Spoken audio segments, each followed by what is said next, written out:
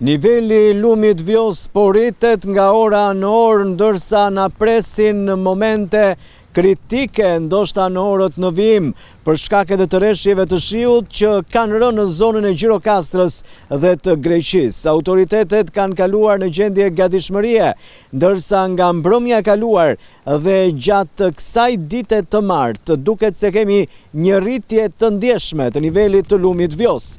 Gjasat janë që në orët në vijim të kemi një situatë kritike këtu në zonën e Novoselës, megjithatë shtabi i emergjencave civile ngritur në institucionin e prefektit të Qarkut, Bashkinë e Vlorës, por edhe në njësinë administrative të Novoselës po monitorojnë hapasapi situatën.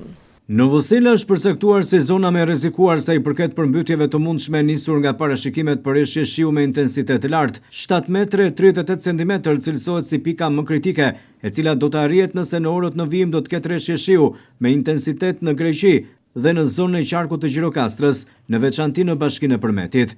Megjithatë, autoritetet po monitorojnë situatën në terren. Shërbimet e policisë së Qarkut kanë marrë udhëzime të qëndrojnë nga gatishmëri si kundër edhe autoritetet vendore dhe gjatë kësaj të marte janë stacionuar pranurës së Mifolit, ku kanë ndjekur situatën e lumit në zonën e argjinaturës.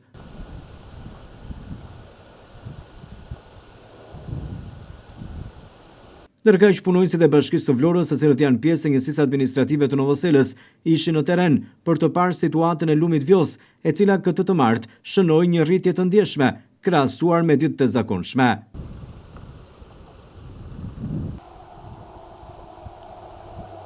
Ndërsa të gjitha autoritetet u përqendruan në lumin Vjos këtë të martë për shkak të rrezikut që paraqitej aty, orët e vështira mund të jenë në vijim në varësi të sasisë së rreshjeve që do të bjerë në zonën e Gjirokastrës dhe shtetit grek.